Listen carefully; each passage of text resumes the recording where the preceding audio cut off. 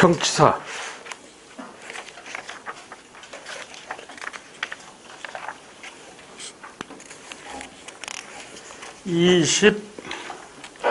23쪽인데 고대사의 발전이래.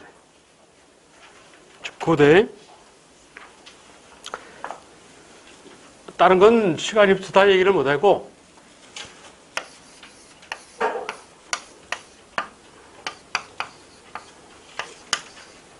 정치만 이걸 분필이라 하듯이 고대사회란 이 어떤 사회를 고대라 하느냐 동서양을 막론하고 그러면 정치학자들은 고대란 하고 정의를 내려. 고대란 영토 확장을 통한 통일국가가 출현하는 걸 고대라 한다. 한국이 됐든 중국이 됐든 뭐 미국이 됐든 아프리카가 됐든 이게 정치학적으로 고대라는 단어의 뜻이에요. 사회경제 문화도 있는데 여튼 정치만 이걸 한국 사회에다가 대입하면 영토를 확장, 늘린다는 것은 대립한다는 얘기야. 영토 그러면 한반도는 한강이죠. 한강을 놓고 중국은 황하를 놓고 서양은 지중해를 놓고 확장은 느린다는 뜻이니까 한강을 놓고 대립하는 얘기. 즉 삼국시대 신라 즉 삼국통일 이전을 물어보면 한강을 놓고 대립하는 걸 해석할 수 있느냐 하는 얘기. 그런데 한강을 가졌다고 저절로 통일되는 건 아니니까 한강을 배경으로 한 확보한 한강을 배경으로 한 통일의 노력이 뭐가 있느냐. 김부시기가 신라라는 나라를 신라 천년의 역사를 구분하는데 삼국통일 이전의 신라를 상대라고 부르고 삼국통일 시기를 중대라고 그러고 끝부분을 하대라고 그랬어. 즉 초기 중기 후기. 그래서 상대 삼국통일 이전에는 주요 핵심이 한강을 놓고 대립하는 게 주요 핵심이야. 그리고 중대는 그걸 배경으로 한 통일의 노력이 뭐가 있느냐. 이게 핵심이고 그리고 하대는 즉 후기는 지난 시간에 얘기했어. 후기란 항상 사회가 어떻다고? 혼란하다 이거지. 혼란한 사회를 안정, 바로잡기 위해서는 잘못된 걸 손보자해서 뭐 개혁을 묻는다. 그래서 항상 이 논리에 입각한 거예요. 이 논리에. 그래서 고대 정치사가 알아야 할 장면이 6장면인데 24쪽을 보시면 첫째, 거기 고대 국가의 성격 하는 게 있어. 고대 국가란 왕을 중심으로 권력이 수도 서울 중앙에 모아져 있는 형태의 국가다. 이걸 일컬어 중앙 모을집자를 써서 집권 시스템, 즉 체제의 국가다. 정치가 항상 강조하는 게 중앙집권 체제라는 거예요. 신라가 됐든 고려가 됐든 조선이 됐든 오늘날이 됐든 간에 항상 인간이 만든 정치 체제 중에 가장 현재까지 효과적이라고 보는 게 전 세계 사회가 중앙집권이라는 거예요. 중앙집권 체제의 형태를 띠고 있는 국가다 이거지. 이게 한반도 고대 사회도 이게 적용이 되더라는 얘기. 그럼 그걸 입증할 만한 근거가 어디 있느냐? 역사는 증거 없으면 거짓말이니까. 중앙집권 국가라는 근거가 어디 있느냐? 첫째, 국사학 교과서에는 이걸 영역국가라고 그러는데 영역국가란 영토를 확장하는 얘기. 이걸 다른 말로 바꾸면 정복국가라는 얘기. 땅 따먹게 하는 거. 영역국가를 추구하였다. 즉 정복사업을 통한 영토 확장을 추구하였다. 얘기. 그리고 두 번째, 왕을 중심으로 제도를 정비했어. 첫째, 상하관계를 서열화하는 신분제라는 걸 마련했고 두 번째, 국가 운영의 기초가 되는 율령이라고 해서 원래 률 하면 형법, 령 하면 행정법 이 뜻인데 여러분 그냥 율령 그럼 법 이렇게 이해하면 돼. 율령을 반포. 이런 거로 대표되는 제도를 정비하였다는 즉 제도를 마련하였다는 즉. 그리고 백성의 생각을 통일하기 위해서 사상통일. 그런데 한국사는 불교를 통해서 통일코자 했어. 그래서 불교 수용, 사상 통일 정책의 일환으로. 그리고 또한 왕이 세습이 나타났고 왕위가 세습되었다는 것은 왕권이 강화되었다는 뜻이죠. 이 네 가지를 근거로 중앙집권이다 이러는 거예요. 첫째, 영역국가. 두 번째, 대두정비. 세 번째, 사상통일인 불교 수용을 통해서 고구려 백제 신라가. 그리고 네 번째, 왕위 세습이라는 왕권 강화책을 통해서. 그래서 고구려 백제 신라를 중앙집권 시스템의 국가다 해서 중앙집권 이러는 거야. 그 첫 번째 그런 얘기가 있어. 그에 따른 두 번째 제도정비 하는 건 참고로 보시고. 그런데 그 두 번째에서 거기 보시면 두 번째 율령반포라는 거 있어. 제도정비 중에 대체적으로 율령이 반포되는 것은 중앙집권 체제를 완성한 시기 군주들 때 대개 나타나는 현상이야. 고구려라는 나라의 중앙집권을 완성한 건 소수림왕, 백제라는 나라의 중앙집권을 완성한 건 건축왕. 그 세 번째 보면 체제 확립기 얘기가 중앙집권 체제의 완성기라는 소리야. 그리고 신라라는 나라의 중앙집권 체제를 완성한 건 법흥왕 이래요. 그런데 고구려도 뭐 율령반포 시기가 체제 확립기인 소수림왕이고 신라도 율령반포의 시기가 체제 확립기인 법흥왕 시기야. 그런데 백제만 틀려. 백제는 중앙집권 체제를 확립한 시기가 건축왕인데 율령을 반포한 건 그로부터 100년 전인 고이왕이라는 사람들. 중국이 선진문화를 빨리 받아들여서 이런 현상이 벌어졌어. 그래서 그 부분만 이해해요. 그건 기억해야 돼. 백제 율령 반포는 중앙집권 체제를 확립하는 건축왕이 아니고 중앙집권 국가를 만드는 고이왕 때라는 점. 예. 그게 좀 예외야. 그걸 기억해야 돼. 그리고 밑에는 그 삼국에서 알아야 될 왕들. 알아야 될 왕들.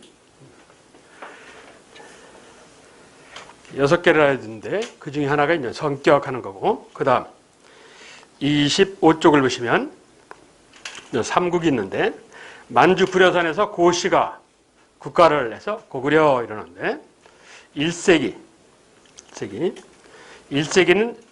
이 전설상에는 고주몽 즉 동명성왕이라는 사람이 고구려 시조인데 그건 부족신의 얘기고 시조의 얘기고 실질적인 고구려라는 중앙집권 국가를 만드는 인물은 거기 6번째 임금인 1세기 태조왕이라는 사람이야.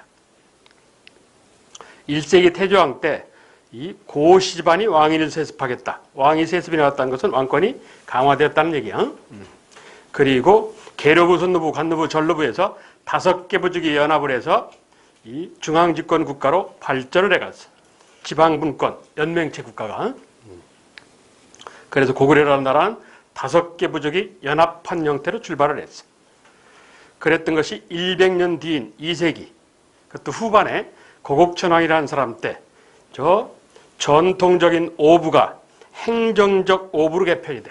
무슨 소리냐? 예를 들어서 계르부라는 부족이 있어. 순노부, 전로부 이런 식으로 5개 부족이 연합을 했어. 그랬는데 2세기 고곡천왕이라는 사람은 이걸 왕권을 배경으로 해서 자대고 자르는 거야. 앞에는 전부, 뒤에는 후부, 뭐 중부 이런 식으로. 그래서 거기 첫 번째 있는 것은 오부 형성하는 건 전통적 오부. 연맹한국 시절에. 그리고 2세기 고곡천왕에 있는 건 행정적 오부. 보다 강력한 왕권으로 왕의 힘에 의해서 인위적으로 잘랐다는 얘기예요. 그래서 거기 오부 개편하는 걸 기억하셔야 돼. 2세기 고곡천왕. 왜 기억해야 되냐? 이런 현상이 다른 나라에 가면 또 나오는 데가 있어. 그래서 교육을 하고 있어야 돼. 예. 그리고 고곡천왕이라는 사람은 왕위 세습 중에 부자 상속제라는 걸 실시해. 이 이전까지는 형제 상속이었어요. 형에서 동생으로 이런 식으로 갔어. 물론 그 망세동생까지 가면 아들로 이렇게 넘어갔을 텐데 여기는 그러진 않고 계속 아버지에서 아들, 아버지에서 아들 이런 식으로 부자 상속제를 했어. 형제 상속보다는 부자 상속이 더 왕권이 강하다는 얘기야. 아버지에서 아들로 왕위가 내려갔다는 어린애한테 간 거니까 왕권이 강해야 가능한 방법이거든. 부자 상속제. 이건 사실 고곡천왕은 발표만 했지 실행은 못했어요. 발표만 해놓고 죽었어. 갑자기 죽는 바람에. 그러면서 국상, 국가의 재상, 요즘 말하면 국무총리, 국가 재상 제도를 정착, 뿌리를 내리게 하였다. 실시하였다가 아니고 뿌리를 내리게 하였다. 자, 고곡천왕에서 하셔야 할 사항이 2가지야. 첫째, 행정적 하는 오부 개편. 그리고 2번째, 진대법이야. 진대란 빌려준다 이 뜻인데, 이건 원래 사회 파트에 가면 나오는데 그냥 여기서 얘기하는 게 이해가 빠르니까 진대법 하는 건 진대법을 그 옆에 여백에다가 진대법을 실시하는 이유는 뭐냐? 백성이 농사질 자금이 없어서 귀족이나 지배층한테 이 돈을 빌려, 그런데 흉년을 만나서, 요즘까지 기상이변으로 흉년을 만나서 이 돈을 못 갚어. 그러면 어쩔 수 없이 이자가 이자를 발생시키는 바람에 결국은 몸으로 때워요. 그래서 돈을 갚지 못해서 빚을 져서 노비가 되는 현상을 가져와. 이걸 귀족의 부채, 빚을 져서 노비가 되는, 이걸 부채노비라고 해요. 이걸 귀족의 부채노비화를 방지하겠다. 즉 부의 관심이 노동력에 있는 사회인데 귀족한테 농민인 평민이 빚을 갚지 못해서 노비가 됐어. 그러면 귀족은 노동력이 많아지는 거 아니야? 그럼 귀족 세력이 강화지. 귀족 세력이 강화됐다는 말을 거꾸로 뒤집어 보면 왕권 약화를 가져온다고. 그래서 귀족 세력을 억압하고 왕권을 강화한다는 정치적인 의도가 있어. 사실 숨어있는 의도는, 그리고 눈에 보이는 의도는 귀족의 부채노비화 방지. 그래서 빌려주겠다 하는 진대법이라는 걸 실시하는데, 그걸 그렇게 빌려주는 방법은 뭐냐? 춘대, 봄에 농사질 자금을 빌려줄 테니까, 봄에 대여할 테니까 추납, 가을에 수확하고 난 뒤에 갚아라, 납부해라 해서 춘대 추납의 방법이야. 그런데 이 진대법은 좀 특징이 있어. 이 고구려의 진대법을 고구려 계승 국가인 고려도 쓰고 그리고 조선도 써요. 그런데 이 고구려는 진대법 운영이 어떤 특징이 있냐? 이자가 없어요. 한자는 이식이라고 그러는데 이자를, 이자가 없어. 그냥 백가마 빌렸다. 그러면 백가마만 그대로 갚으면 돼. 그러니까 진짜 가난한 백성을 돕겠다는 정책이야. 이게 2세기 후반 194년 이 고국천황 때 실시한 진대법이야. 그렇게 기억을 해야 돼. 자, 고국천황의 얘기야. 이러면서 고국천황이 갑자기 죽는 바람에 3세기 초반에 동쪽 계열가에서 태어났다는 동천황이라는 사람이 등장하래. 동천황은 이 정도면 세력을 키웠겠지 해서 중국 쪽으로 세력 확장 작업을 나가요. 영토 확장을 해. 유식한 말로 영역국가를 추구한다고. 그래서 그 공격한 지역이 우리나라 기록으로는 서안평이라고 하는데, 오른쪽 신락한 위에 지도를 보시면 서안평, 괄열고, 현재 단동시 이렇게 돼 있지. 현재 북한에서 압록강 철교가 있는데 이게 철도 다리가 있다고. 거길 건너자마자 나오는 중국 땅이 단동이라는데요. 예. 원래 옛날에는 안동이라고 그랬는데 현재는 단동이라고 불러. 여하튼 거기를 우리 민족은 중국 쪽이 서쪽이니까 서쪽으로 편안하게 하는 땅이다 해서 서안평 이렇게 부르는 거야. 그쪽을 공격했는데 곧바로 반격을 받아. 무슨 소리냐? 아직 고구려가 힘이 딸리다는 얘기야. 예? 위나라 장수, 당시 중국이 삼국시대야. 제갈령 조조가 있는. 예? 위나라 장수, 즉 조조로 유명한 위나라 장수 관구겸이라는 사람이 반격을 해요. 물론 조조의 명령을 받고 반격을 했겠지. 그래서 위에 반격하는 게 그 얘기야. 그래서 다시 동계 합숙훈련에 들어갔다. 4세기 초반에 소금장수 출신의 큰아버지가 봉사왕이라고 폭군이야. 그래서 도망다니다가 소금장수를 한 이력이 있어. 얘가 봉사왕의 조카인데, 그래서 미천 이라는 거예요. 을불이라는 어린 이름을 갖고 있었는데, 이 정도면 그러니까 왕으로, 봉사왕이라는 큰아버지가 돌아가시고 난 뒤 왕으로 추대가 되는 인물인데, 이 정도면 힘을 키웠겠다. 그래서 동천왕으로부터 100여 년 뒤에 다시 중국 서안평 땅을 공격을 해서 결국 점령을 해요. 그 여세를 몰아서 2년 뒤에 이 단군조선 때, 고조선 때 한나라가 설치한 한사건 중에 가장 핵심인 낭랑 대방, 그런데 낭랑이 현재 정확하게 위치는 잘 모르는데 평양 외곽쯤으로 추정을 해요. 현재 학자마다 이 장소가 참 약간 주의주장이 틀려서 여하튼 낭랑을 축출을 해. 그래서 고조선의 옛 영토를 회복을 해요. 낭랑을 점령하고 그리고 이 서안평을 점령하고 이래서 고조선의 옛 영토를 회복을 해. 옛날 단군조선 고조선의 옛 영토를 회복하였다 하는 의의가 있어. 이런 과정에 한강역에서는 3세기에 중국의 한강을 통한 선진 문화를 빨리 흡수하면서 백제라는 중앙집권국가가 출발을 해. 3세기. 그래서 3세기는 이국체제야. 그게 고이왕이라는 사람이 한강을 완전히 장악하였다. 그리고 육자평, 6개 중앙청, 나는 거기 자리가 안 맞아서 육자평은 안 써놨는데, 육자평 16관등 제도, 16개 관리 등급 제도, 그래서 16관등 앞에다가 육좌평.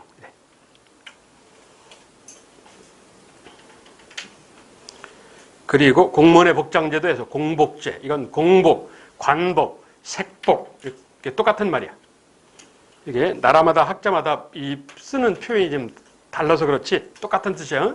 관리들이, 이 공무원들이 출근복을 입는데 그 출근복이 등급에 따라서 색깔이 틀려. 그래서 색복이라고 그러더라고. 혹은 관리들이 입었다고 해서 관복이라고도 하고, 혹은 오늘날 시각에서는 공복이라고도 하고. 그러니까 공복, 관복, 색복 똑같은 말이야. 여하튼 공복제. 그리고 아까 얘기한 율령을 반포하고.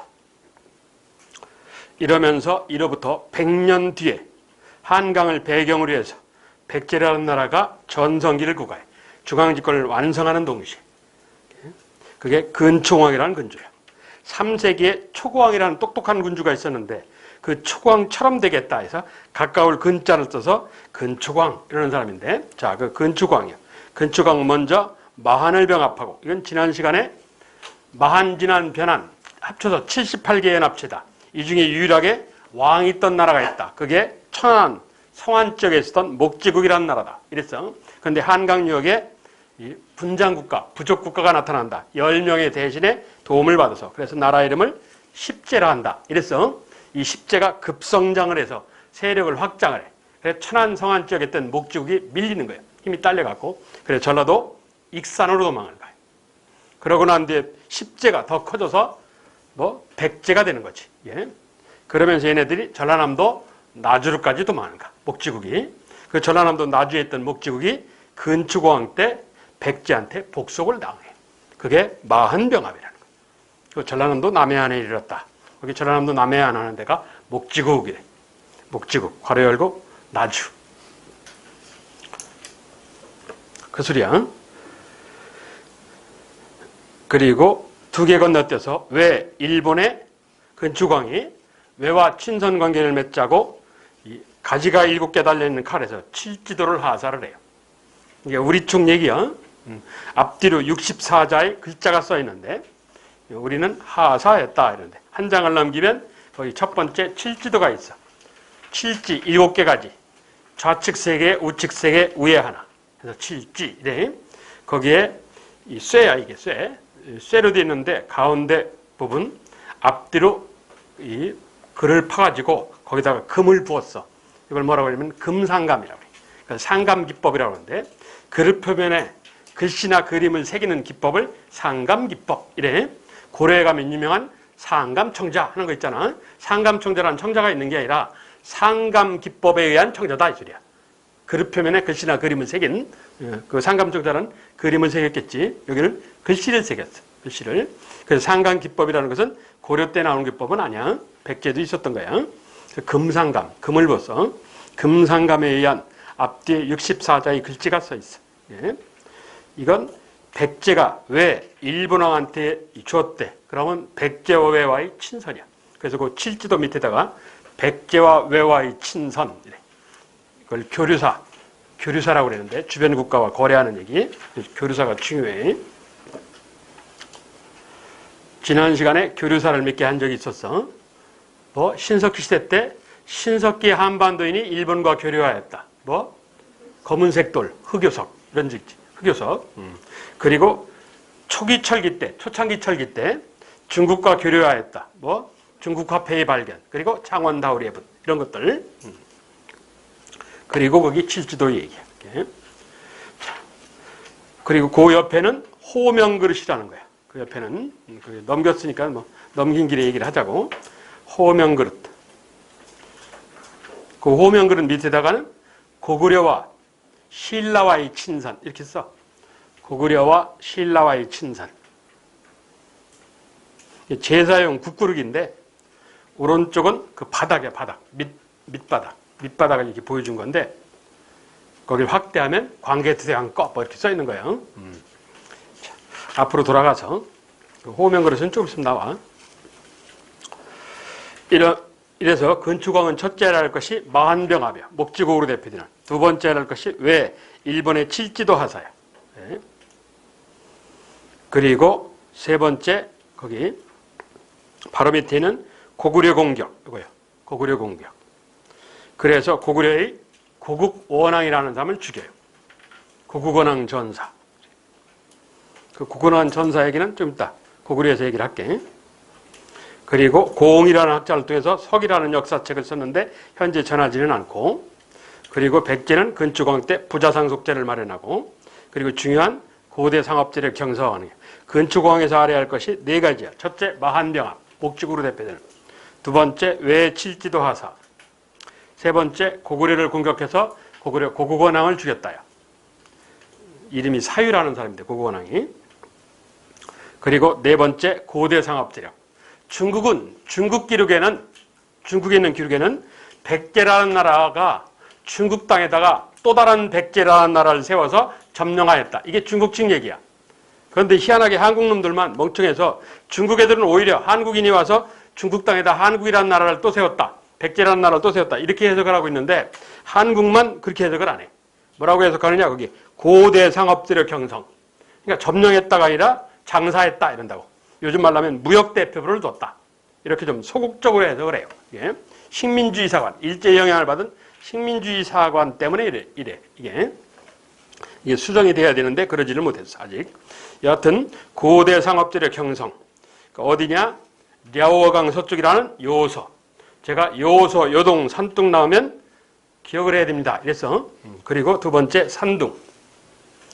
그리고 세 번째 일본의 규슈, 즉 오늘날 오키나와. 규슈 지방. 그러니까 요서, 산둥, 규슈. 그렇다고. 그게 근추광, 백제 전성기 군주.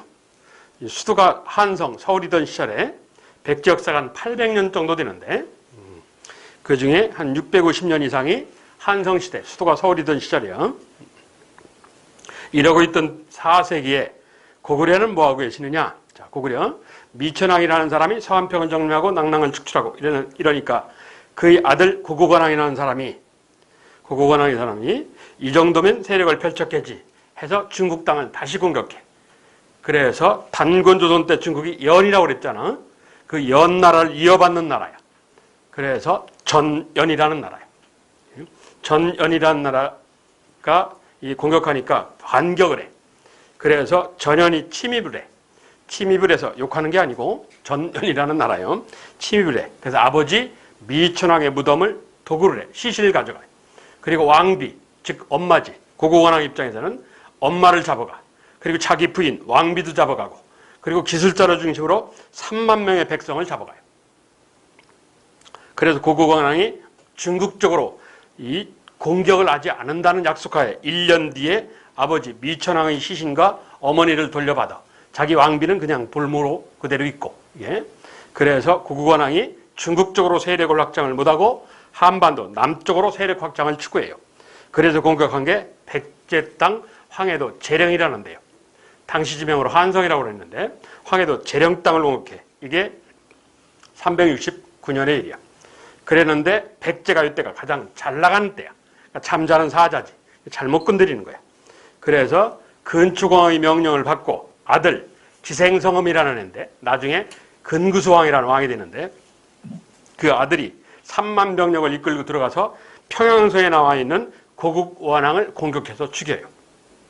그래서 아까 얘기한 근추광 때 고구려 공격, 고국원왕 전사가 이 얘기야.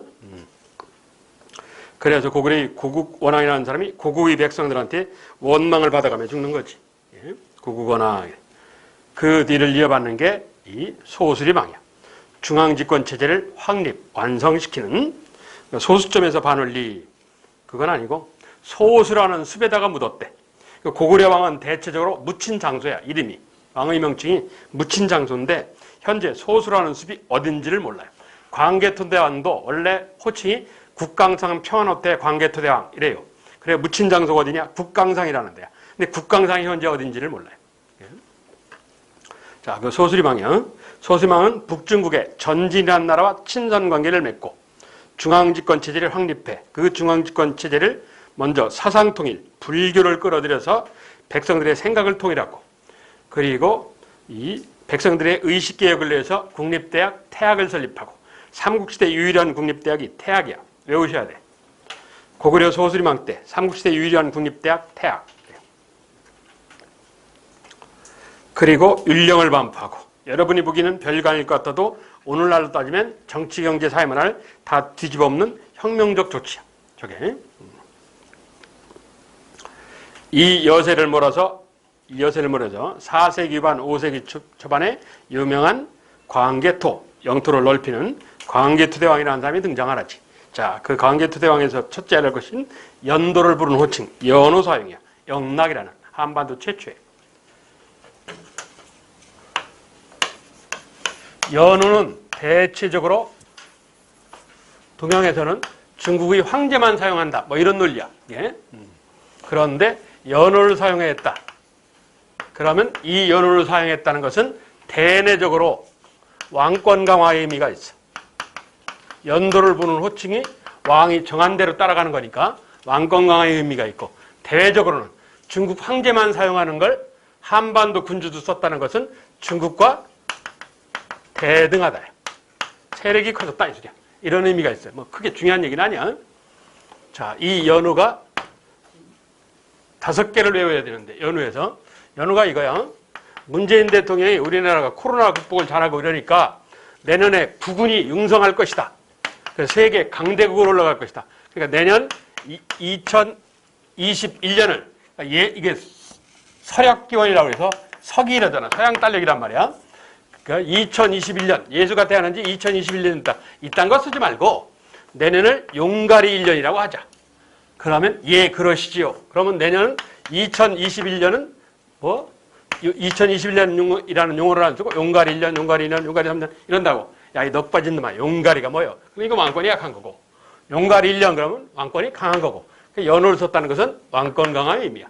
동양에서는 뭐 세계의 중심이라는 중국만 쓰는 건데 한반도의 군주가 이런 주장을 해서 이걸 썼다는 것은 중국과 싸움을 해도 이길 만큼 세력이 커졌다. 이런 의미가 있어. 자, 그래서 첫째, 고구려 광개토대왕의 연호가 뭐라고? 백성을 영원히 평안하게 영락하는 거야.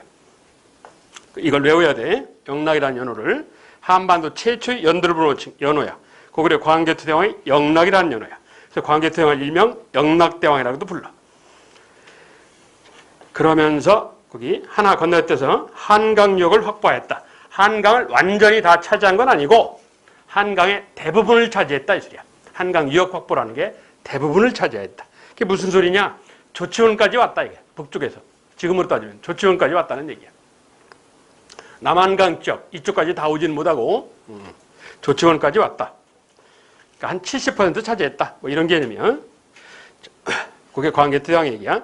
첫째랄 것이 영락이라는 연호, 두 번째 한강역 확보, 세 번째 399년 12월에 신라의 가야와 외의연합군, 백제의 꼬임을 빠진 가야와 외의연합군이 신라 땅을 공격해.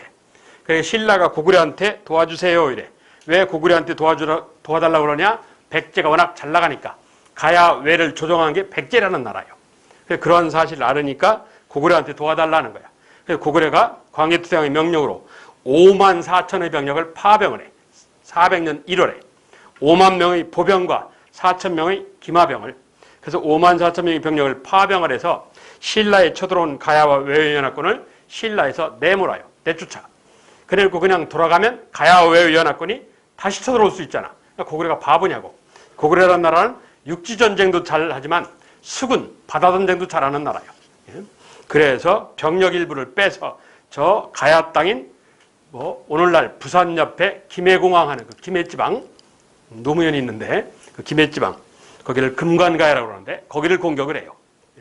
그래서 이 금관가야를 흔들어 놔요. 그게 가야웨이 격퇴 하는 얘기야. 나중에 가야사에 보시면 다시 나와.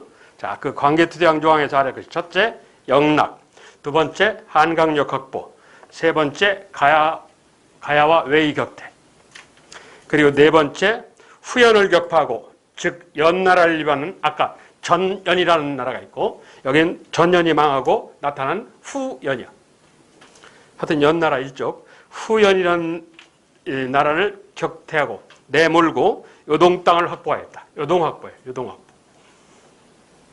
그래서 요소요동 산동그라면 기억하라고 했잖아. 그 중에 하나인 요동.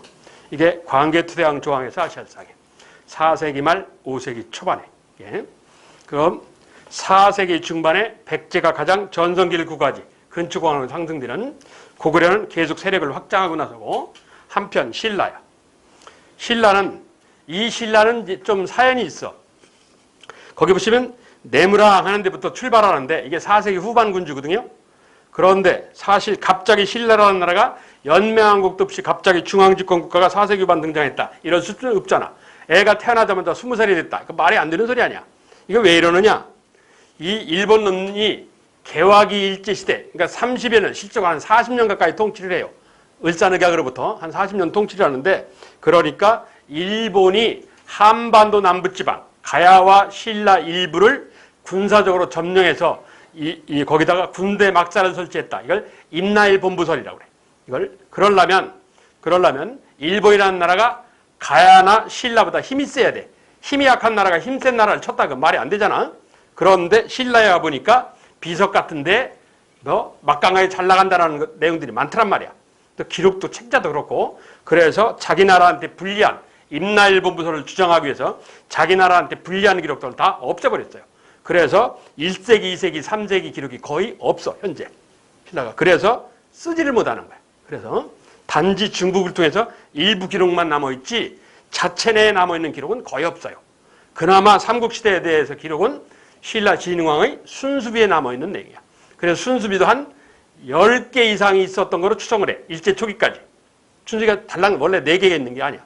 10개 이상이 있었던 거로 추정을 하는데 현재 남아있는 게 4개만 남아있는 거야. 현재 남아있는 게. 그래서 앞에 신라의 기록이 없는 거지 신라가 갑자기 4세기 후반에 출발한 건 아니다는 얘기야. 예? 그렇게 기억을 하셔야 돼. 여하튼 그 4세기 반 내무랑 이전에는 박씨, 석씨, 김씨가 번갈아 가면서 왕을 해.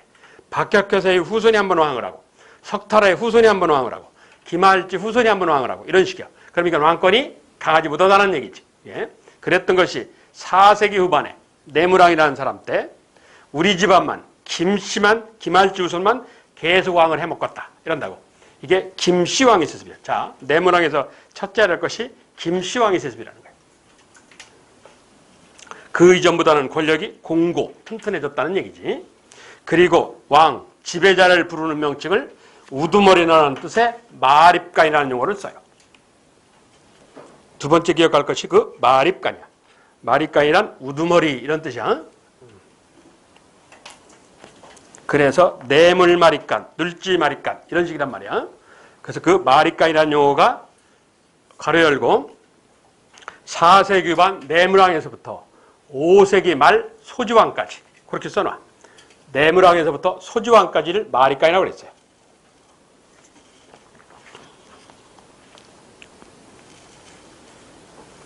그리고 아까 나온 고구려한테 구원 요청을 해. 누구? 광개토양한테. 그래서 이 신라가 고구려의 도움을 받아서 내무랑 때 왜구를 격퇴. 그게 광개토양과 관련된 얘기야. 그리고 내무랑은 그 아시아상이 세 가지야. 첫째, 김씨왕의 세습. 두 번째, 마립간. 세 번째, 왜구 격퇴. 고구려의 도움으로. 이러면서 5세기에 한반도에 본격적으로 삼국체제가 등장하는 거지. 고구려 백제 신라가. 자, 그러면서 4세기 잘 나갔던 백제가 서서히 무너지기 시작해. 올라가면 내려가는 게 역사의 법칙이야. 인간 세상의 법칙이야. 그러니까 항상 잘 나갈 수는 없다고. 흔히 사람들이 얘기하는 게 박수 칠 때 떠나라. 잘 나갈 때 떠나라. 이런다고. 기고만장하지 말아라. 이 소리야. 어떤 나라든지. 그게 인간의 역사예요. 올라가면 내려가요. 그 1년 만에 내려올지 10년 만에 내려올지는 몰라도 올라가면 내려오는 게 필연적인 법칙이야. 4세기 잘 나갔던 백제가 5세기 무너져. 5세기 잘 나갔던 고구려가 6세기 무너지고 이러는 거야 이게. 그래서 4세기 백제가 약화되어 가기 시작해. 이러면서 5세기에 한반도에 고구려라는 나라가 급성장을 하는 거야. 물론 똑똑한 군주를 만나서 한다고. 그래서 그 길목에 광개토대왕이 있고, 그리고 이어받는 장수왕이라는 죄가 있고, 그렇다고. 자, 그 장수왕이야. 장수왕은 묻힌 장수가 장수가 아니고 오래 살았다고 장수왕이야. 이건 한국, 중국, 일본 3국이 이렇게 똑같아요. 장수왕이 생물연대가. 장수왕이 왕이 시작하고 죽을 때까지 기록이 한국하고 중국하고 일본의 기록이 똑같아. 달수까지 똑같아. 그래서 이 3국이 공이 인정하는 건데, 얘가 412년에 죽어서 412년에 왕이 돼서 491년 11월에 죽어요. 79년을 왕을 해요. 거의 80년을 왕을 해요. 오래 살았다고 왕을 오래 하는 거야. 태조왕은 100년 넘게 살아. 믿음이 안 가지만. 어떤 그만큼 나이가 90이 넘었는데도 똑똑하다는 얘기야. 이게 대단한 군주인 것 같아. 이게 아들이 61세 태갑잔치가 지났는데도 왕세자야. 왕세자만 42년을 한다고. 이럴 정도로 이 대단한 군주예요. 장수왕은 5세기는 고구려는 장수왕 하나밖에 없다고 생각하면 돼. 그래서 신라나 백제가 찍소리를 못해. 거기 내용을 보면, 자, 그 장수왕 조항이야. 이렇게 장수왕은 아버지는 광개토대왕은 만주 쪽으로 세력 확장 작업을 추구했어. 그랬더니 장수왕 아들은 어디냐? 한반도 쪽으로 세력 확장을 추구해. 그러기 위해서는 일단 수도를 만주에서 한반도로 옮겨야 되겠다. 그래서 427년 수도를 한반도의 평양으로 천도를 해요. 통구, 즉 국내성이라는 데서 만주, 한반도로 수도 천도를 해. 그러면 만주에서 한반도로 수도를 천도를 하면 만주 북쪽에 있던 중국 민족이나 오랑캐 족속이 쳐들어오면 어떡하냐? 안 쳐들어오게 했어. 약아요, 얘가. 그래서 전통적으로 친한 북중국의 북위라는 나라하고 친선 관계를 맺고, 그리고 남중국, 백제하고 친했던 남중국인 송이라는 나라하고도 친선 관계를 맺고, 그리고 만주 위에 있는 유연이라는 오랑캐하고도 친선 관계를 맺고, 이렇게 이걸 다방면에 걸친 외교를 맺죠. 이걸 다면외교래. 다방면에 걸치는 이런 여러 나라와 친선 관계를 맺어라. 상당히 약은 군주죠. 이래놓고 이제 평양천도를 한다고. 427년 평양천도를 해. 그럼 평양을 천도했다는 건 결국 한반도를 노리겠다는 얘기 아니에요? 그러니까 신라 백제는 바보겠냐고. 아, 저 자식들이 우리 칠라 그러는구나. 그래서 427년 고구려의 평양천도는 신라 백제 간에 뭘 가져오냐? 거기 5세기 백제를 봐봐. 기루에 비왕하는데 뭐라고 나와? 나제동맹 이러죠. 신라와 백제와의 연합을 가져와요. 거기 장수왕의 평양천도에서 백제 비왕의 나제동맹으로 화살표. 눈에 딱 띄게. 장수왕의 평양천도에서 백제 비왕의 나제동맹으로 화살표를 해. 눈에 딱 띄게. 장수왕의 평양천도는 뭘 가져온다고? 신라와 백제와의 이 군사적인 동맹을 가져와. 그걸 신라와 백제와의 동맹이다 해서 나제동맹 이런다고. 신라의 눌지왕과 백제의 비유왕 간에 한다고. 433년. 이 나제동맹이 120년을 가요. 120년을 가. 553년까지. 자, 다시 장수왕으로 돌아와서 첫째 평양천도. 그래놓고 한강 전역을 확보해요.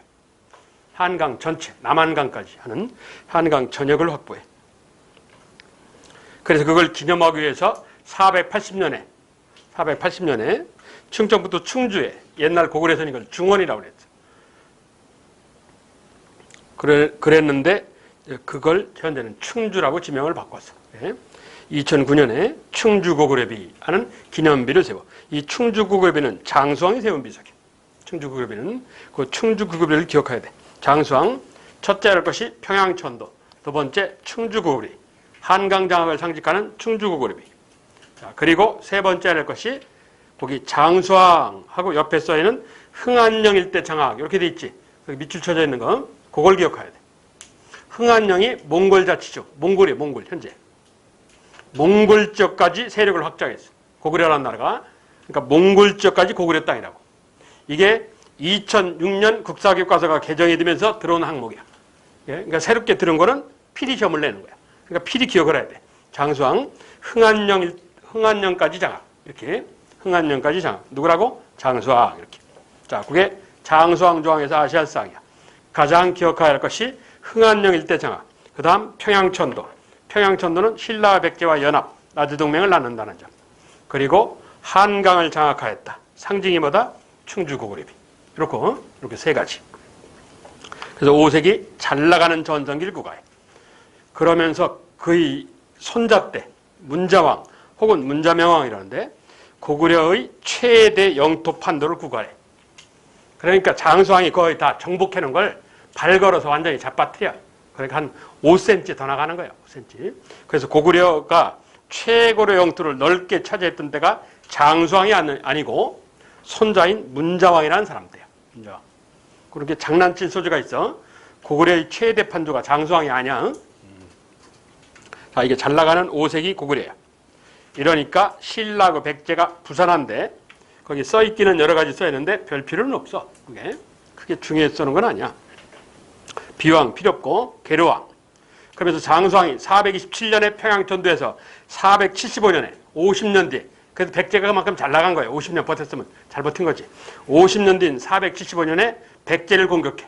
그래서 백제왕이 열심히 막았으나 애석하게 죽어. 그래서 장수왕이 칼을 맞고 계류하다가 죽어. 계류왕. 못된 놈이에요. 계류왕. 아주 못된 군주인데 하여튼 그래야. 계로왕이라는 사람이 있고 계루왕이라는 사람인데 이건 계로왕이야. 계로왕. 그래서 고구려가 먼저 백제를 흔들기 위해서 이 계로왕이라는 사람이 바둑을 좋아한다는 얘기를 듣고 고구려 승려 도림이라는 바둑 잘 두는 스님을 비밀리에 스파이로 파견을 해. 그래서 얘는 본인 고구려 승려라고 얘기를 않고 그래서 바둑 잘 둔다는 걸 소문을 내가지고 왕이 부르게끔 만들어서 왕하고 바둑을 두면서 토목공사를 하게끔 나라 국력을 약화시키려고 토목공사를 하게끔 해. 그래서 백성이 불만이 쌓이고 경제적으로 악화가 되고 이렇게 만든단 말이야. 그래서 이 고구려가 쳐들어올라 하니까 계류왕이 이 472년에 북위에 도와주세요 이런다고 그 북위에 국서를 보내. 뭐에 대한? 고구려 공격에 대한. 그게 계류왕이라는 사람이야. 근데 결국 북위가 도와주지를 않아서 475년 고구려가 공격하자 이 한성백제, 서울백제가 망한다고. 이게 사실 백제 멸망이야. 그래서 그 아들 문주왕이라는 애가 공주로 도망을 가. 이건 공주백제고. 그래서 웅진, 즉 공주로 천도를 해. 그 밑에 문주왕 하는 걸 붙이면. 그러니까 귀족들이 왕알기를 띄엄띄엄 알아. 우습게 알아. 그래서 왕권을 넘나드는 대표적인 8집안의 귀족 집안이 등장해. 그걸 8대성 귀족이라고 해. 자, 그걸 기억하셔야 돼. 8대성 귀족 그러면 백제야. 8대성 귀족 그러면 무조건 백제 얘기하는 거야. 8집안의 귀족. 그러면서 유명한 무령왕의 아버지인 동성왕이라는 사람 때, 웅진시대 무령왕의 아버지인 동성왕 때 나제 동맹이 약효과가 떨어지니까 60년이 지났거든. 그래서 493년 2차 나제 동맹, 일명 결혼을 통한 동맹을 맺어. 그래서 그걸 결혼동맹이래. 소위 2차 나제 동맹이야.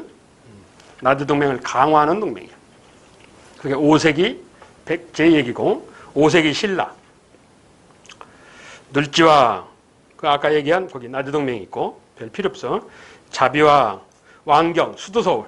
수도서울을 구획정리라는 거. 방리라는 게 뭐냐? 동서남북이 구역정리했다는 얘기야. 동구, 서구, 남구, 중구 이렇게 구분했다는 얘기. 그러면서 내무랑으로부터 100년 뒤인 5세기 반 소주왕. 이 사람은 기억을 해야 돼. 소주왕은 알아야 돼. 첫째, 아까 고구려에서 얘기한 고구려는 전통적 오부족을 뭐 행정적 오부로 개편했다. 누구? 이세기 근초왕. 이런 적 있지. 신뢰는 이래. 전통적 육촌. 6개 부족이야. 살호육촌이라고 그래서. 부여하고 고구려는 오부족 연맹체야. 부여하고 고구려는 5개 부족이 합친 거고, 그리고 가야하고 신라는 6개 부족이 합친 거야. 육부족 연맹체야. 육가야 이러잖아. 그래서 신라도 살호육촌 6개 부족이야. 그러니까 전통적 육촌체제가 5세기 후반 소주왕 때 행정적 육부체제야. 비슷하잖아. 고구려 고국천왕하고 비슷한 얘기야. 그만큼 왕권이 강화됐다는 얘기야. 소주왕이 첫째 할 것이 행정적 육부야. 행정적 육부. 그리고 우역 설치. 우는 우편. 역은 교통기관. 역전 그런 역하는 사람이 무거워하고 하는 교통지역 우역을 설치하였다. 그러니까 교통시설을 만들었다 이거지. 그 교통수를 통한 시사, 즉 시장이 발달해. 개경의 시장. 그리고 2차 나대동맹인 결혼동맹을 맺었고 이러는데 소지왕조항에서 알아야 할 것은 뭐냐? 행정적 육부 그리고 우역설치. 경주에 가면 왕릉이 있는데 왕릉 중에 가장 큰 왕릉이 있어요. 쌍분인데 이게 두 부부덤으로 추정을 해. 엄청나게 큰 거야. 그 동네가 어디냐면 거기 빵으로 유명한 황남동이야. 황남동. 이 황남대청이라고 그래요. 큰 무덤이라고 해서 이 쌍분을 요게 현재 소지왕 부부 무덤으로 추정을 해요. 현재 황남동 있는 걸. 그게 소지왕이라는 사람이야. 자, 그 소지왕 행정적 육부 우역설치. 그리고 소지왕은 왕의 명칭을 뭐라고 썼다고? 마립간. 그랬지? 내무랑에서 소지왕까지 마립간 이런 용어를 썼어. 예? 자, 그게 5세기. 5세기. 이러면서 한 장을 넘기면 거기 신라왕업원천. 아까 4세기 내무랑 때 신라왕을 부르는 호칭. 이건 앞글자만 그냥 거차이마왕 여기까지만 알면 돼. 거서간 차차홍 이사금 마립간 왕.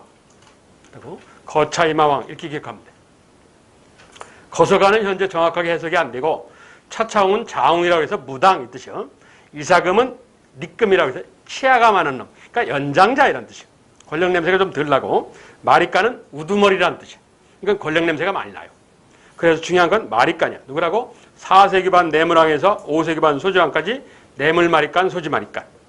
그 다음에 6세기 초반 지징왕 때 전혀 다른 왕을 부르는 호칭이 나타나. 중국의 영향을 받아서 하늘, 땅, 그리고 중간에 서 있는 사람을 하나로 연결하는 자. 이게 뭐예요? 왕. 그래서 삼성 그 휴대폰 문자판을 천진이라고 그러잖아. 여기서 따졌다는 거야. 이게 천이야. 하늘, 지, 땅, 중간에 사람, 인에서 천지인 이런다고. 동양 사람이 생각하는 천, 지, 이게 인이야.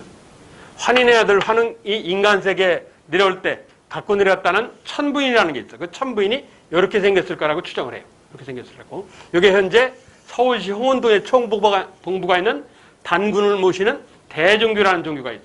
그 나철로 유명한 대종교 마크야, 이게. 그래서 그게 동양의 삼의 원리라는 거예요. 천진이라고 그래서. 그렇게 한자식 표현으로 바꿔. 왕을 부르는 호칭이 마립간이라는 우리식 표현에서. 마립간이란 마루, 즉 언덕이 뜻이야. 간은 칸. 한자에 칸이라는 글자가 없어요. 그래서 한자에 칸자가 없어. 그래서 한자로 간이라는 거예요. 그러니까 언덕 위에 있는 지배자 이런 뜻이. 한자로 쓰면 이건 대수장 이러는데 우리말로 마립간 이러는 거예요. 언덕 위에 있는 지배자 이런 뜻이. 중요한 건 그 마립간이라는 용어야. 그 뒤는 뭐 별 필요 없고. 자, 그리고 고대 정치사, 신라를 기준으로 1000년 고대 정치사에서 아시아상이 6개야. 6개인데 첫째, 고대 국가의 성격, 중앙집권. 두 번째, 삼국시대 신라, 상대. 상대는 아까 제가 뭐라고 했냐면 영토 확장 이랬지. 그 영토라는 게 어디라고? 한강. 한강을 넣고 확장, 늘려야 되니까 남하고 싸운다. 대립. 한강을 넣고 대립하는 걸 해석할 수 있느냐. 이게 포인트야. 첫째, 한강에 관한 얘기. 한강이 3세기 이래로 백제한테 있다가 이 한강이 5세기에 고구려선으로 넘어가. 그랬다가 6세기 신라선으로 넘어가고. 자, 그거에 관한 비석이야. 그래서 그 밑에 보시면 한강 장악과 관련된 비석 이렇게 돼 있어. 첫째, 5세기 초반에 유명한 아들 장수왕이 세운, 이 비석이 다 아들 장수왕이 세운 건데 아버지 업적을 기념한 광계 토대왕릉비야. 1775자로 이 써져 있는 현재 만주에 있는 중국 땅에 있는 광계 토대왕릉비. 여기에 고구려가 한강 아까 얘기한 유역까지 확보했다. 한강을 다 차지한 건 아니고 조치원까지 왔다. 이런 얘기가 있다고. 그랬던 것이 완전히 한강을 차지했다. 그게 475년 백제의 수도를 공격해서 한성백제를 내쫓고 하는 480년에 세웠다는 충주고구려비. 둘 다 장수왕 때야. 충주고구려비 이런 거야. 이건 남한강까지 확보. 한강 전역을 차지하였다. 그러면 고구려라는 나라가 이 남한강까지 확보, 여기 충청도까지 왔다는 얘기야. 충청도까지. 그러면 충청도 밑에는 안 갔느냐? 그건 아니에요. 무슨 한반 땅이 얼마나 크다고 충청도 밑에는 안 갖고 왔어. 그렇잖아. 충청도 밑에 무슨 다이너마이트가 많이 매설돼 있고 뭐 원자폭탄 있는 것도 아니고 그렇잖아. 한반도 전역을 차지하려 했어요. 한반도 전역을 차지하려고 했는데 결과적으로 충청도 밑에, 정확하게 얘기하면 대전 밑에는 못 갔어요.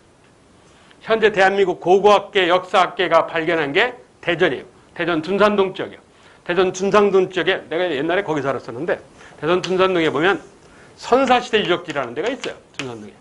그 선사시대 유적지에 그전에 나 살을 때 이렇게 언덕이 있어서 이렇게 황토구로 언덕이 이게 뭐 이렇게 높진 않았고 한 이 정도 이렇게 언덕이 있었어요. 이렇게 언덕이 달랑 2개가 있었는데 이 밑에는 순 가게였고 개발이 되면서 둔산동이라는 데가 그래서 사람들이 음식 팔고 나면 쓰레기를 갖다 버리고 나도 우리 딸도 있고 저녁 때 산책 나갔다가 여기서 소변 보고 그랬다니까 애들 지금은 그 렌더링을 쳐놨어. 자꾸 오염되고 이러니까 그래서 땅을 파갖고 담을 만들어갖고 지금은 다시 담을 헐었는데 담을 만들어갖고 사람이 자꾸 훼손시키고 이러니까 그게 선사시대 유적지니까 뭐 건물 있어 뭐가 있어 아무것도 없다고 그냥 언덕만 달랑 2개야. 그래서 여기 렌더링을 해갖고 이렇게 담을 만들었다고. 담을 파다가 토기가 나왔어. 토기가 나왔는데 고구려 토기가 400개 이상이 나왔어요. 고구려 토기가 하나가 나왔으면 어떤 고구려 스파이가 지나가다 흘렸다. 이렇게 해석할 수 있지. 아니면 고구려에서 던졌다. 이럴 수 있는데 400개 이상이 나왔다는 것은 고구려 애들이 여기까지 왔어야 된다는 얘기야. 그럼 고구려가 약할 때 왔으면 못할 거 아니야. 그러니까 고구려가 가장 강할 때가 장수왕 때란 말이야. 그래서 현재 대한민국 역사학계가 장수왕 때 고구려라는 나라가 대전까지 왔다 이거지.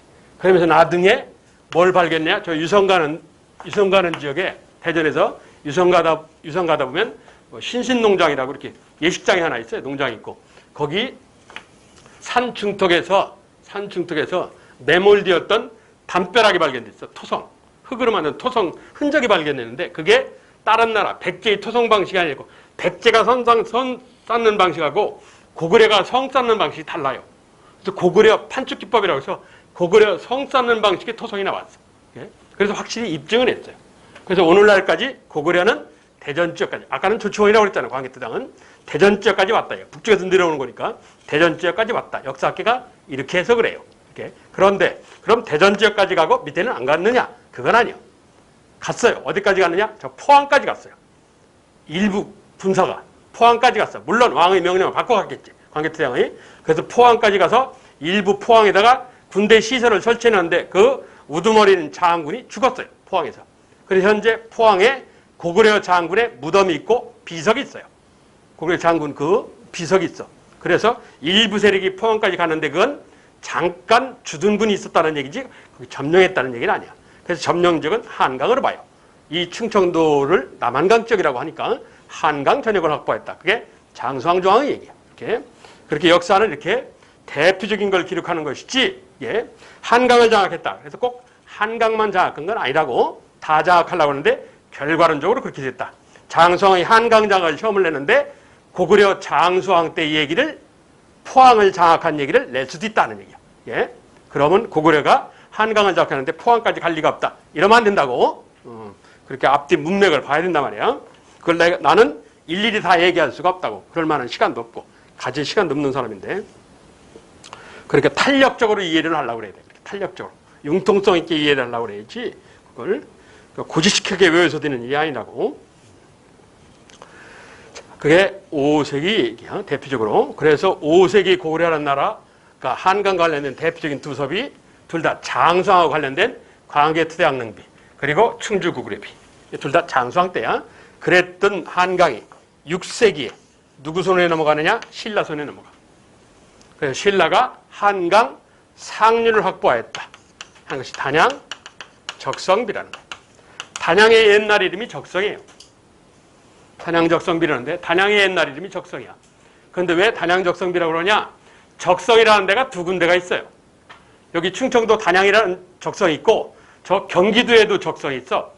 경기도 연천, 주먹두께 나온 전곡리라는 데가 있지. 그 경기도 연천이 옛날 이름이 적성이야. 그런데 여기 단양은 뭐 붉을적자를 쓰는 적성이고 한자로, 저 위에 경기도 연천은 쌓을적자를 쓰는 적성이야. 한글은 둘 다 적성인데 한자가 틀려. 여러분 한자 세대가 아니니까 이걸 구분하려고 앞에다 단양자를 붙이는 거야. 그래서 단양적성비 이런단 말이야. 단양적성비. 이는 신라가 한강 상류를 확보했다. 바다 쪽이 상류예요, 하류예요? 바다 쪽이 상류냐, 하류냐? 하류요. 그럼 상류라는 건 뭐예요? 내륙이요. 바다 반대쪽이야. 한강 상류를 확보했다. 그랬던 신라가 한강 하류마저 확보해. 이게 현재 국립중앙박물관이 갖고 있는 북한산비야. 서울 북한산에다 세우는 거. 북한산비 하는 거야. 한강 하류마저 확보했다. 그래서 한강이 6세기 신라로 넘어갔음을 입증을 하는 거야. 이게 요 네 비석, 그 순서대로. 그 밑에 비석 있잖아. 첫째가 광개토령암비 6.8m짜리. 지금은 이렇게 북한 놈들이 그렇게 유리벽을 세워놨지. 한국인이 탁본한다든지 뭐 이렇게 확인은 못하게 하려고. 그리고 두 번째는 게 충주고구려비. 세 번째는 게 단양적성비. 근데 원래는 긴 비석이야. 원래 저렇게 조그만 비석이 아니에요.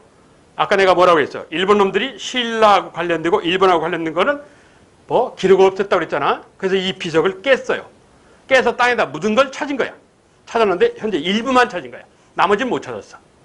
다행히 여러분 기억하기 좋아. 단 잘렸다 이렇게 기억하면 되잖아. 그래서 단양적성비 한다고. 비석이 조그매네. 끝에는 북한산비. 그래서 앞에 두 개는 고구려 비석, 뒤에 두 개는 신라 비석이야. 이게 삼국이 한강을 놓고 대립하였음을 입증하는 비석들이에요. 자, 다음 확장에 관한 해석이에요. 수학의 공식이 있듯이 역사에도 공식이 있어.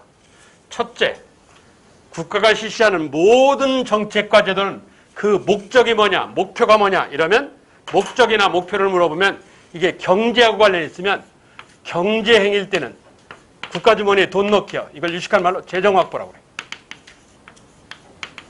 그리고 경제를 포함한, 나는 딱히 용어가 없어 뭐 편의상 정치 이러는데 국가가 행한 모든 행위의 목적은 왕권 강화예요.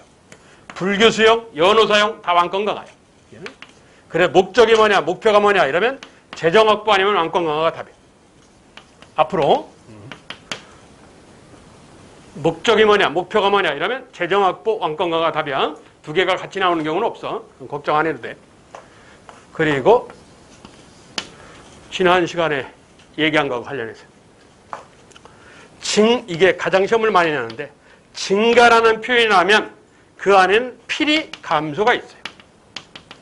강화라는 표현이 나오면 왕권이 강화되었다. 그럼 상대는 필히 어떻게 됐다요? 약화되었다. 그리고 쇠퇴 이런 표현이 나오면 그 반대는 발달하였다. 이렇게 뒤집기요. 그러니까 이 세상에 차원은 정해져 있다고. 100개가 있어서 내가 30개 가졌다. 그럼 쟤는 70개 갖는 거야. 내가 80개 갖다. 쟤는 20개 갖는 거. 이러는 거야. 그리고 여기하고 관련된 세 국가 중 한 국가가 강성, 막강해지면 여러분 다 아는 얘기야. 나머지 두 나라는 주변국은 어떻게? 세 나라 중에 한 나라가 막강해지면 나머지 두 나라는 어떻게 하냐? 연합을 하죠. 왜? 이 막강해진 나라가 쳐들어올 수도 있으니까. 그렇지. 이게 역사의 공식이야. 그러니까 삼국시대는 이거 아느냐는 얘기예요. 이거 알아라 이거야. 세 나라 중에 한 나라가 막강해지면 나머지 두 나라는 연합을 한다. 그래서 막강해진 나라를 견제를 한다고. 항상 권력이라는 것은 견제와 균형이라고 해서 수평을 추구하는 거예요. 수평을. 자, 이게 무슨 소리냐? 세 나라 중에 한 나라가 막강해지면 그 막강해졌다는 사실을 뭐를 통해서 아느냐? 한강을 통해서 알아요. 한강을 가지면 막강한 거야. 3세기 이래로 백제가 한강을 갖고 있어. 그 한강을 근거로 4세기 백제가 전성기를 구가하지. 근추공황 때. 그러니까 근추공황 때를 필두로. 그래서 백제가 전성기를 구가하니까 누구? 백제를 제외하고 고구려와 신라가 연합을 하는 거예요. 고구려와 신라와의 연합이. 5세기는 고구려한테 한강이 넘어갔어. 5세기 반, 475년에. 그러니까 신라와 백제가 연합하는 거. 어제 이 친구가 오늘의 적이 되고 오늘의 적이 내일의 친구가 되고 이러는 거야. 신라와 백제가 연합하는 거야. 이걸 뭐라고 그런다고? 나제동맹 이러는 거지. 6세기는 신라가 전성기. 신라가 여기는 475년, 여기는 553년, 6세기. 그러니까 신라가 전성기를 구가하니까 고구려하고 백제가 연대를 해. 그래서 고구려에서 려, 백제에서 제, 해서 여제동맹 이라는데 사실 여제동맹이라는 말은 없고 나제동맹 때문에 만들어진 말인데 시험을 내면 뭐라고 그러냐? 십자형 애교라고 그래. 십자가처럼 생긴 애교. 뭔 얘기냐?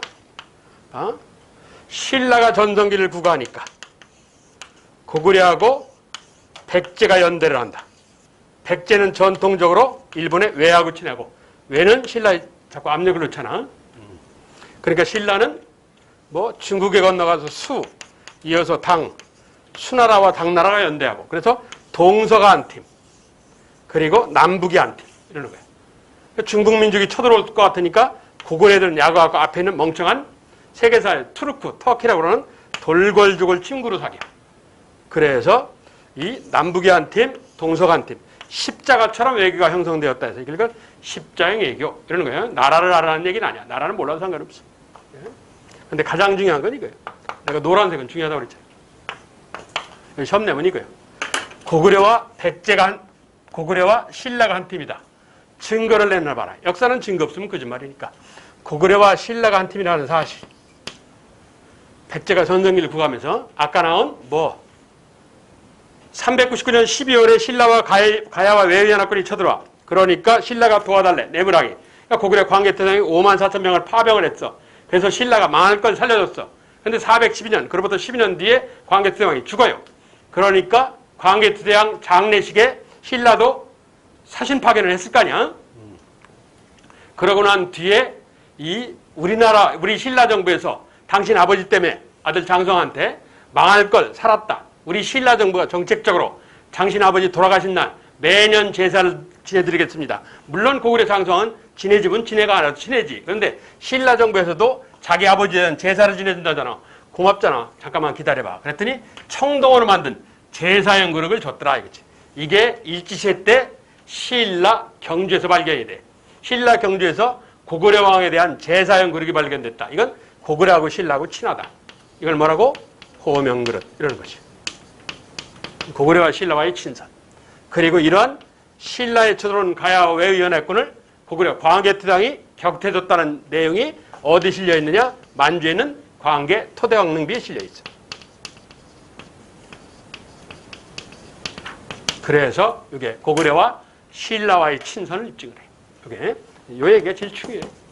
그러니까 삼국시대의 핵심은 한강을 놓고 대립하는 요거 이해하느냐? 요게 핵심이야.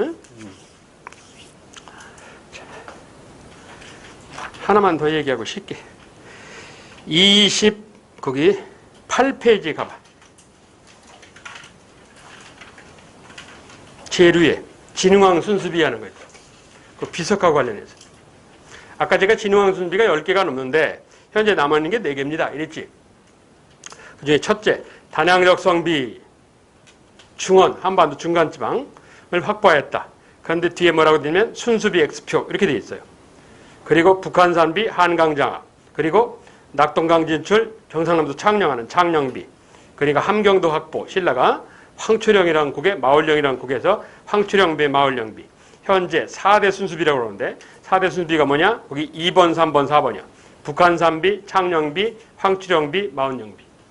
단양적성비는 안 들어가요. 그럼 순수비라는 게 뭐냐? 문재인 대통령이 충청부터 도청을 왔어. 그래서 충청부터 도청에 도지사하고 만나갖고 그 앞에다가 기념식수 온 걸 기념해서 앞마당에다가 나무를 심었어. 그럼 문재인 대통령이 매년 오느냐? 그건 아니지. 그렇지? 어쩌다 한 번 오는 거지. 안 올 수도 있고. 그렇듯 순수라는 건 어떤 이득을 이루고 난 뒤에 그걸 기념으로 비석을 세운 거야. 그 어떤 일이라는 게 뭐냐? 한강장악. 한강장악을 이루고 난 뒤에 기념으로 이걸 기념하기 위해서 세우는 비석을 순수비라고 불러요. 그러면 한강을 장악한 게 553년이야. 한강을 완전히 장악한 게. 그런데 그 제류에 거기 단양적성비 하는 거 보면 연도가 551년이에요. 그럼 얘는 한강을 완전히 장악하거나 뒤에 세우는 비석이 아니에요. 그래서 순수비가 아니에요. 그냥 영토를 확장한 비석이에요. 이걸 뭐라고 그러냐, 한자로 경계선을 개척하였다 해서 척경비라고 그래요. 순수비는 몽땅 척경비야. 다 영토 확장 비석이야. 이건 경계선을 개척하였다. 경계선을 개척하였다 해서 척경비, 영토 확장비 이러는 거야. 단양적성비는 척경비에는 되는데 순수비에는 해당이 안 돼요. 순수비에는. 이 점에 유의를 해야 돼. 나머지는 척경비고 순수비고 다 되고. 단양적성비는 순수비는 아니다 이거지. 영토 확장 비석에 불과하다 하는 얘기야. 그렇게 장난칠 소지가 있어. 그 부분이. 그래서 좀 그걸 잠깐 설명을 했어. 기억을 하시라고. 잠깐 쉬었다가 그 27페이지 6세기부터 설명을 할게. 쉬었다 합시다.